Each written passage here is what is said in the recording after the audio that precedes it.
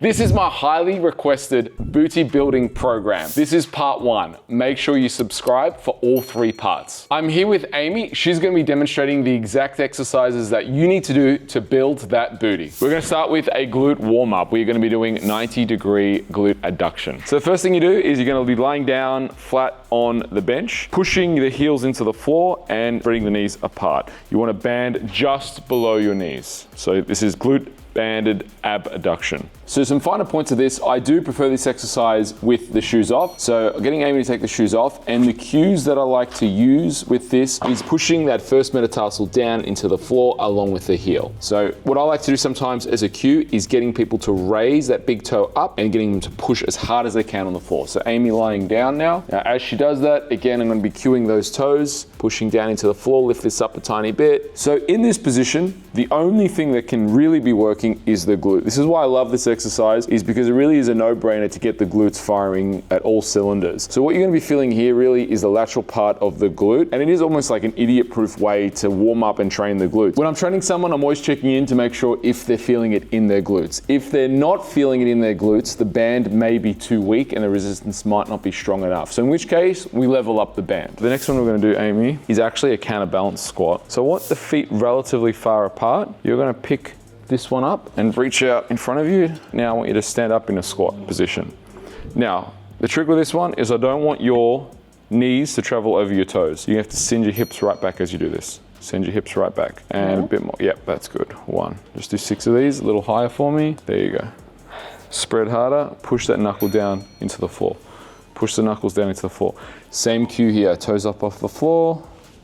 Let's really get that grip happening. Good.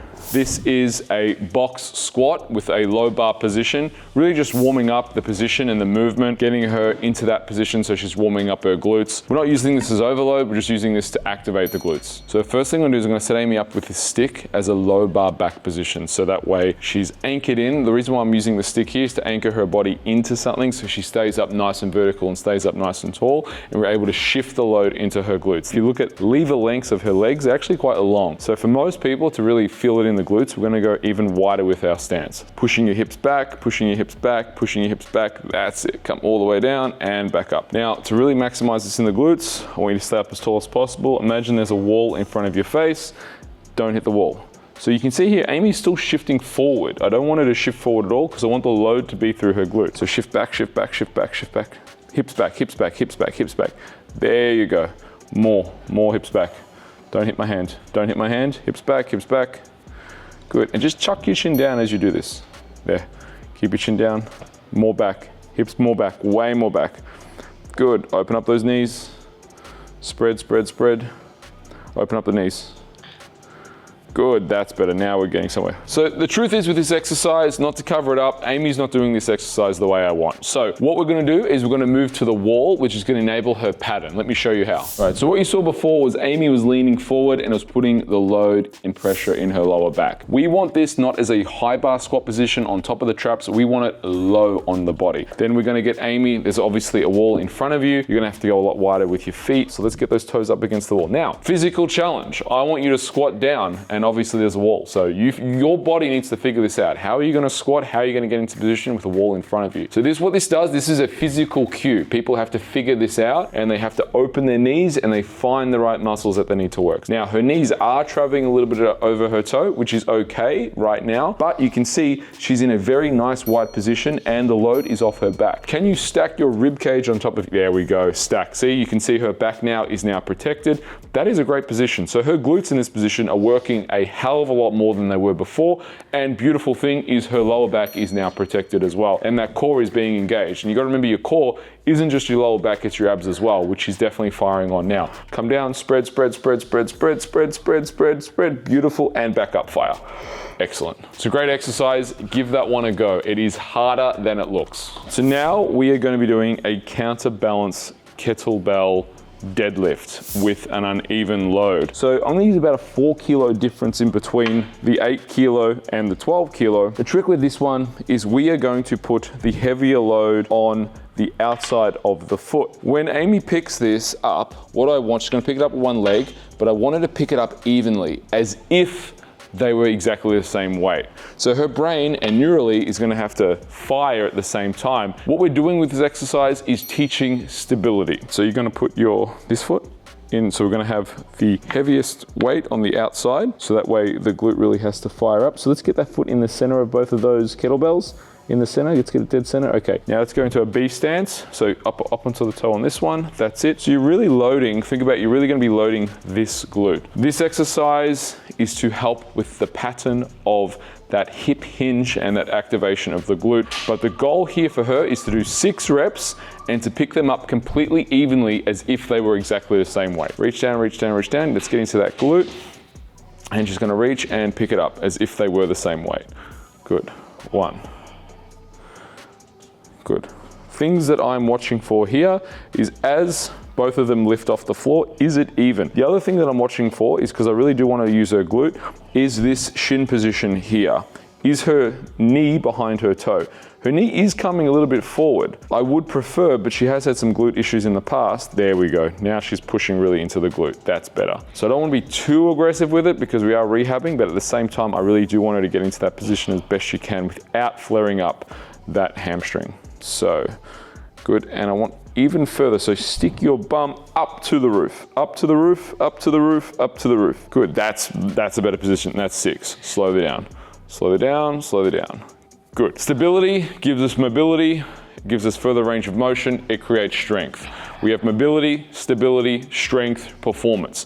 We don't have performance unless we have stability. So what we're doing here is teaching Amy how to stay stable so that she can perform. Let's try and get that toe off. Yeah, really try and get that first metatarsal into the floor, right? That's it, heel and first metatarsal. So if you need to, as a little cue, peel this big toe up off the floor. There you go, so that really, there you go. So now see how you're driving that into the floor, and we've got that nice arc, which then shoots up straight into that glute. The goal here, again, we wanna see the other side a lot better. We wanna see her pick these up evenly. So you're gonna have to reach down, pick it up, but it's training that neural pattern, right? So long arms, long arms, long arms, be as tight, be stiff, be stiff. There you go, yeah, see? So she can do it, she just needs to engage. So that's much better. We're gonna say that's 1. And again, same thing as the other foot. As she does it, she gets better. We want to get that knee over the behind the toe. Not knee over toe, but knee behind toe for glute. That's the trick, knee behind toe for glute. So she warms up into this. Let's try and be a little more aggressive in terms of getting that bum back. So imagine there's a corner up there. You're trying to shoot your bum up to the corner of the roof. Think about the corner of the roof. There you go. That's a bit better. Good, that's probably too much now. That's fine, let's just do 1 more. Hips back, hips back, hips back, hips back, hips back. There you go, and 1 more. Perfect, that last one was perfect. And again, what we're watching for is that vertical shin position. We do not want her knee to travel forward. And again, this is training neurally, this is teaching her stability as a way to activate those glutes so that when we do our workout today, the glutes are ready, fired, stable, so that we can lift as much weight as possible. So for the last warm-up exercise, I like reverse frog holds. We are gonna get into this position where come up with your knees, come up here.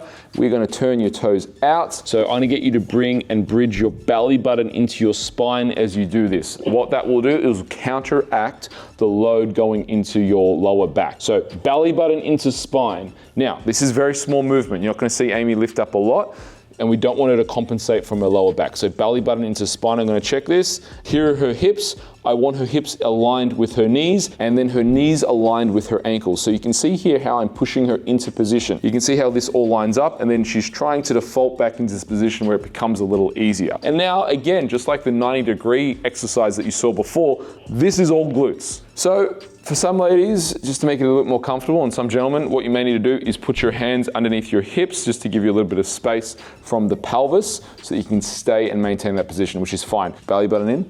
There you go, belly button in, stay there, belly button in. Rotate these ankles out towards me, rotate out, so that way we're really maximizing the glute. Rotate the ankles out, see, you feel that? So the ankle comes towards me. Rotate it that way. So we're stacking, you can see here again, the femur bone stacks on top of the ankle, but she keeps rotating in, so I keep pulling her out.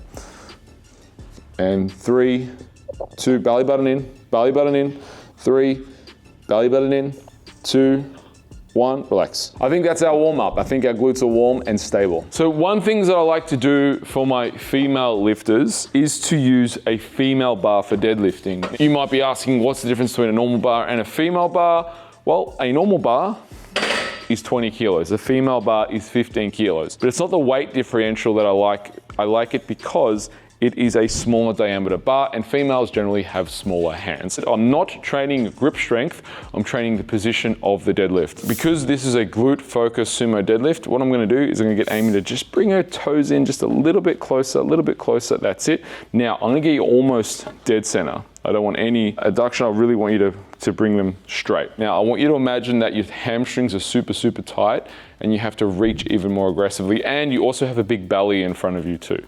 So there we go. See now what she just did. She shifted her hips straight back. So my cue was that you have a big belly. That is a nice position for her to maximize the glute. Now I'm gonna get you to lift. Beautiful. Now we wanna maximize this in terms of the glute. So another little tweak, hold it. I want you to lift your sternum up. Point your sternum up to the sky. There you go. Now I want you to deadlift. Beautiful, that's 2. Lift that sternum up nice and high. Up to the roof. Not your chest, your sternum. So just under, there. Lift, lift. Good. We've just increased the weight, so we're at 45 kilos. Just gonna make some slight tweaks to Amy's technique. We're gonna get a little bit closer and keep her feet straight. The reason why I do that is in this position, she has to shoot her hips back. As she shoots her hips back, guess what has to be used? Glutes. So what I'm doing here is with the exercises that I'm picking them and putting them in a way and setting her up in a way that she has to use her glutes. She has no choice mechanically but to use the glutes. So this is where setup is absolutely crucial in terms of the exercise that you want to be loading. Imagine that you have a really big belly and it's in the way, right? So arms straight, you have a really big belly and you're going to reach for the bar, reach for the bar, reach for the bar, reach for the, there you go. Now, sticking that sternum up to the roof and lift when you're ready. Beautiful. 1. I'm going to do 6 to 8 of these. 2. Hips back, sternum up. I'm happy with your technique. Technique is very good. 7. You're spot on, Amy. 1 more. Hips back, hips back, hips back. Good. So this is the reverse hyper, and I think it's one of the most underrated exercises for building a booty. The reason I think it's underrated is because your glutes have to work on a reverse hyper. Yes, some people do feel it in the lower back and they can shift the load into the lower back, but I'm gonna show you how to minimize that and maximize the glutes. So first thing we wanna do is look at the upper body. The arms need to be straight. Her spine and her upper body is elongated in this position here, which is perfect, head in the perfect position. Now, what I'm gonna get Amy to do is simply bring her feet up. You get a little bit of momentum to begin with because we have a little bit of weight, and up she goes. And that's really all there is to it in terms of the reverse hyper from a simple point of view. What also is going on as she does it, she's sticking her sternum up to the roof, and you can see here what's working. Her glutes are working as she comes up. We're gonna do about 15 reps here. She's done 5, 6, 14, one more, pull, 15, excellent. For this exercise, in terms of rep ranges, what I like is between 12 to 25 reps. 25 reps is fairly high, but I like at least 12, if not 15 is kind of usually where I hover around, but 15 to 20 is the general standard of what I would use for a reverse hyper, because in that way we're able to offset the load. If we go super heavy here, what you'll find is that you get that momentum and you start to swing and the load is pulling you down. We do want to be able to control the load down, so we need to make a consideration from that. So that's where I like, and also it's hypertrophy. We're looking for hypertrophy here. Bring your legs up for me. See, you can see mechanically, for her to bring her legs up, you can see what has to flex. Bring your legs down, right? As she comes up, she has to use her glutes because it's idiot proof, it's bulletproof. You wanna use your glutes, on your belly, lift your legs up, you have to use your glutes to get there. The cue for the upper body that I use on a reverse hyper is to pull the armpits into the underpants. Because again, the lats, these triangular muscle here, this is a spine stabilizer, and we also wanna keep that thoracic extension where our chest comes up, but we're pulling our armpits down into our underpants. That locks our spine, it keeps our spine safe. So up nice and tall, Amy, armpits into underpants. Yep. Yep, more, really crank on it. See, that's the position. You can see here her spine is nice and safe. Now when she goes to do the movement, she's gonna be utilizing and using her glutes. There we go, pull it down, pull it down, pull it down, hard. There, now you're good. Beautiful, 1. That's how we want to do it. And if we can synchronize this, we go armpits into underpants as we come up. Armpits into underpants as we come up. That's terrific, because now we're really powering through it. And pull. So you've got to think of the whole pull, right? It's not just I'm using my glutes. Pulling everything down, it utilizes your whole body. Try and hold it at the top, squeeze the glutes. Squeeze the glutes, excellent. Let's overload them, perfect. If you don't have this machine in the gym, look, there's a few different ways we could show it. So if Amy, if you're on this bench here, you're gonna put your belly, so you're gonna be face down, belly down, right? And your hips are gonna be off. Yeah, that's it. So grab, and then you're gonna lift up your legs. So a little bit further down. So bend your knees. There, now come up. There you go. Again, in this position here, you're not going to be able to load it, right? That's the only drawback, unless you have things like ankle weights, ankle load. In this position as well, you could also come up, straighten your legs, and then come back down. And up. So now we also, come up with your knees bent. So come up, knees bent, straighten your legs, and back down. And again, straight in, and try and skim the floor. Do you feel that in your glutes or not really? Yeah, a bit. So again, this is more of a remedial version of the reverse hyper. Come up for me, come up, hold. So a more advanced version of the frog hold, of the reverse frog hold. And again, keeping that belly button into spine. It really depends on what level you're at. And again, for Amy, she wants to keep bringing her toes in. We want to keep them out. So you could simply stay on that. And if you use something like ankle weights, this just allows a greater range of motion as well. So you could look at doing something like that if you didn't have the machine and you want to include this type of movement in it as well. Amy, straighten your legs. That is going to make it harder as well. Come up, because the lever up nice and high. The lever arm is further away from the glute, right? So her feet are out here now. So this does make it more difficult for her to stay in that position. You could also look at utilizing that as a hold if you didn't have a glute reverse hyper at your gym. So simply this is using a bench to do a reverse hyper. So as you can see, Amy's up in this position. If we want to make it easy, we will bend the knees. If we want to make it harder, we'll straighten the legs. And the more perfectly straight we become with our legs, so flex out those knees, the harder it becomes. Bringing that belly button into spine. Generally for most people, what I would be recommending is to do this as a hold because you're very much unlikely and unable to use load just using a bench. So this is a position where you can get a similar movement, but it is going to be an isometric movement compared to on a reverse hyper, where you're able to go through that full contraction. Our third exercise in this workout and in this sequence is the glute drive. Now, what I like to do with the glute drive is to add a band around the knees. So Amy, go pop that around your knees. The reason why I pop it around the knees is simply to give mechanical feedback. So you are spreading the knees, which is going to enable and utilize more glutes. So this is going to change the feeling of the exercise. So Amy, set yourself up. The pad's just going to be at the middle of the pelvis, pushing the heels in. And again, the same cue when we did our warm up is I'm going to kind of slide her toes off and get her to really push down into the ground as hard as she can. First metatarsal, fifth metatarsal, heel. You can see this creating the arc. Off we go, Amy. We're gonna do 15 reps. So here we go. Now, as we do this, we want the neck to be nice and stable. And one of the biggest cues I give is let's bridge up onto the upper back. So as she does it, bridge onto that upper back. So instead of focusing just on the glutes, focus on that upper back and putting all the load. So we have something nice to press off and lift off from. That's 5. Good. And you can see here, the knee position, the knee is right behind the toes. This is really maximizing the glute now. And you can see how she sinks into it as one. Her upper body, her torso is moving as one with her pelvis. And that's often a mistake people make, is they just move from the pelvis. Like that last rep there you saw wasn't as good, but let's lock that torso in. So lock the torso in, lock the torso in. There you go, and up from the pelvis. That's 10, belly button into spine. Good, one more, and up nice and high, up nice and high. There we go. This is the alternative if you do not have a glute drive at your gym. simply using a barbell and a bench. So some key things here is, Amy, bring your feet out a little bit more. I really look for knees behind toes, or knees behind, so that vertical shin position. The reason why we have the band there is to provide mechanical feedback without constantly saying spread your knees. Putting the band on, automatically Amy's gonna spread her knees. Now come up, Amy, and I want you to drive that upper back into the bench as you do it. Perfect, so your body's gonna use as one. That's 2, excellent. 4, and you can see here, she's spreading the knees nice and far apart. She's driving those heels into the floor. Most importantly, she's driving this upper back into the bench.